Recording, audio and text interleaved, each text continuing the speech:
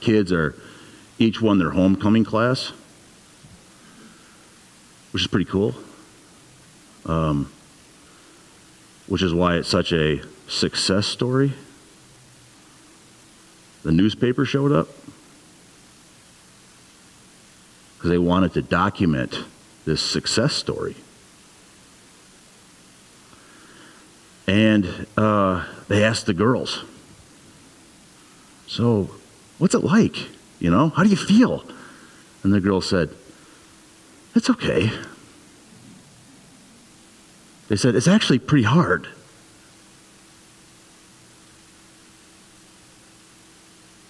I don't think that's a story they were shooting for.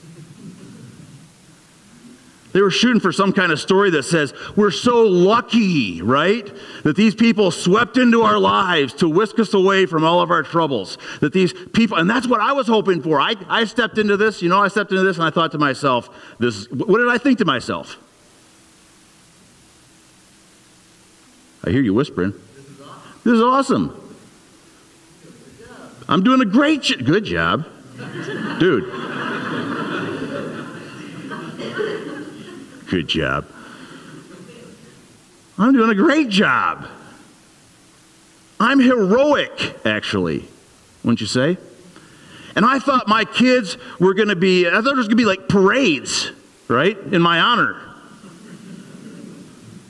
This is going to be great. Everybody's going to know how great I am. See what Shame is doing already? I am projecting something I am not. My kids are going to wear t-shirts that says, Rick is awesome. There's going to be pom-poms. Instead, I got, it's kind of hard. It's okay. In fact, the headline was something like, they're working through it.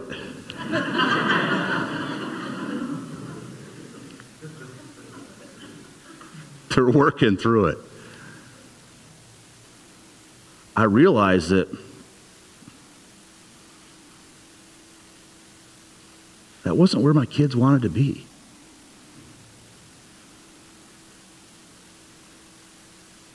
That's how shame will talk to you. It'll convince you that your kids actually want to be in that situation. My kids didn't want to be there.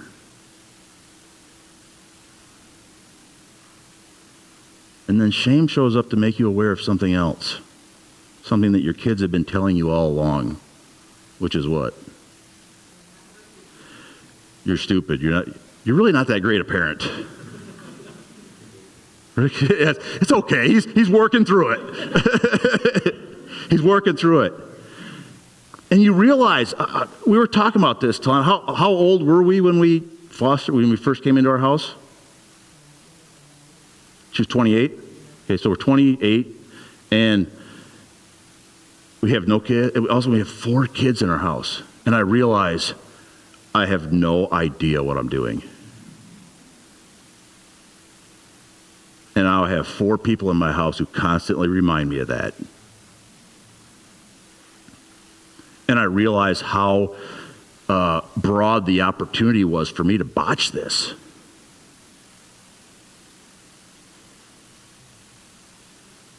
For me to screw this up. For me to be reminded, because I was in the inferno, because I was actually haphazardly loving the Lord my God with all my heart, soul, and loving my neighbor as myself, because I was actually attempting to love these kids, I suddenly came face to face with my own humanity. My own weaknesses, my frailties, my shortcomings, and there were a lot of them. About 6 months ago, I guess, one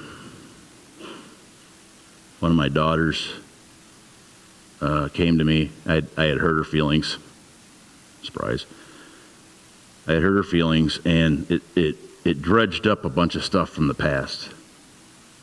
I have her permission to tell you this, by the way. It dredged up a bunch of stuff from the past, and she called me and she said, Rick, that second time I ran away, why didn't you come get me? Why did you just leave me out? I was your daughter. Why did you just leave me out there?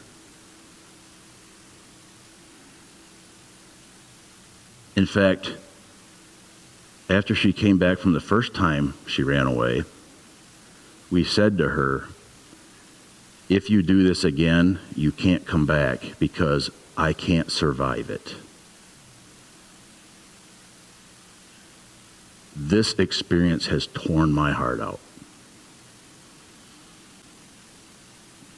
You're welcome to come back, but you cannot do this to me again because I will not survive it. So the second time she left, she knew, I'm no longer welcome in my dad's house.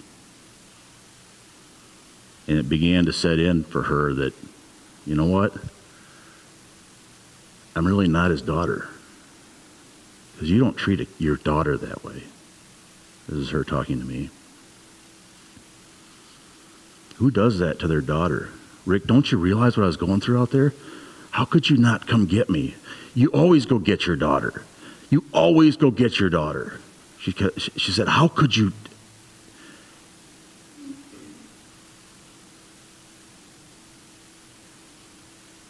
Didn't you care at all? Now guess what I do in this moment?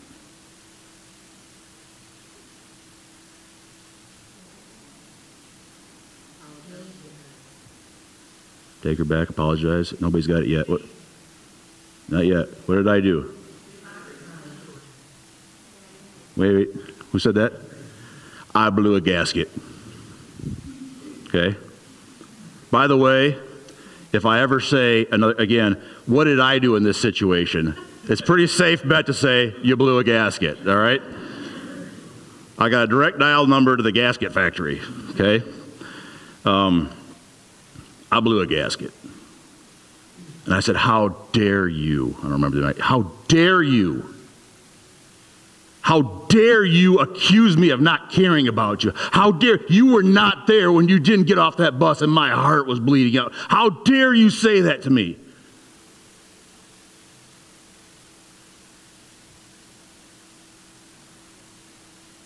And I transferred all of my shame for how I had failed. See what I did? See what I did right there? I put it back on her. And I shut that little girl down again, just like I did every time this happened in our house. My little girl was just calling to say, I want to talk to you. Because I'm hurt. And you hurt me.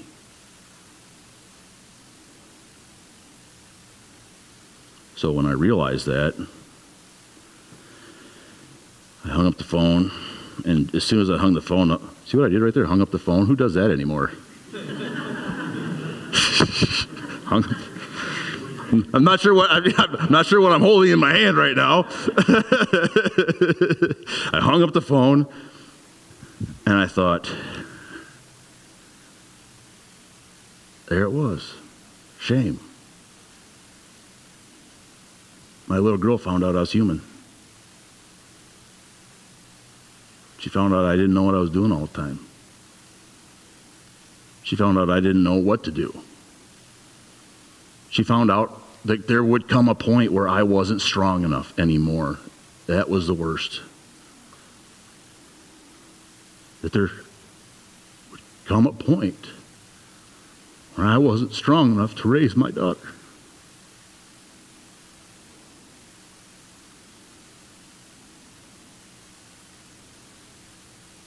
And shame said, blame her. You do not own this. Blame her.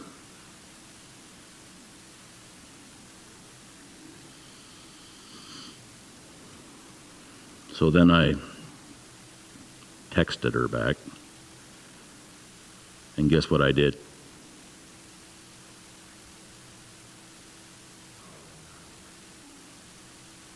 The two things I do very well are blow a gasket and apologize.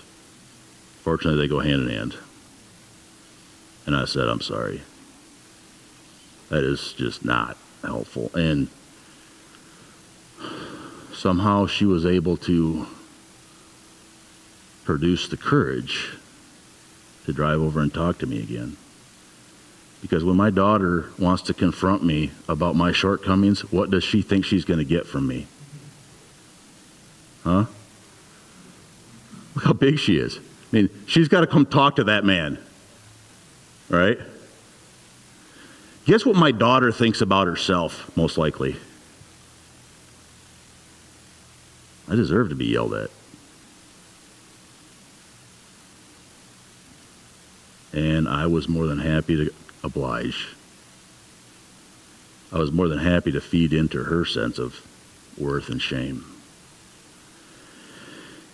Fortunately, she came back, and I listened. And she had some really good points. She had uncovered some places where I didn't know what to do. She had uncovered some places where I should have been stronger, and I wasn't. I should have been stronger, whatever. You know what I mean, right?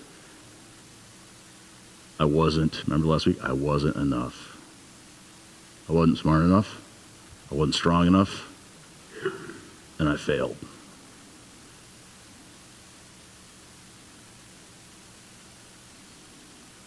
And I guarantee you that if we are going to attempt to love the Lord our God with all our heart, mind, soul, and strength, and to love our neighbor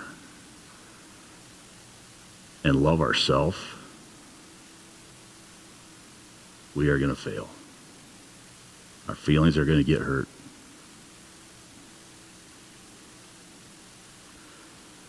Yet somehow it's where Jesus says, this is where I need you to go. And right now, when you hear my story, somebody's thinking, dude, you're only human. Is anybody thinking that right now? Raise your hand if you're thinking. So please, somebody say they're thinking that right now. Is anybody thinking, you wretched son of a... Is anybody thinking that? I'm doing my best, people. I want Wes back. I don't want to be human. I don't like being human. I don't like screwing up. I don't like messing up my daughter's life. I don't like doing that. I don't like being the reason that somebody leaves the church. I don't like being that person. I don't like being the person that lets myself down, that lets you down. I don't like being the reason that your feelings are hurt. I don't like losing. I don't like doing something incomplete. I don't like not knowing what I'm talking about. I don't like anything about being human. I don't like it. I'm back in Adam and Eve land, right? They don't like it either. Let's hide this stuff. That was kind of funny. I'll try it again. Let's hide this stuff. I don't like I don't like anything about being human, right? Funny thing is, when God made human, he said, that's very good.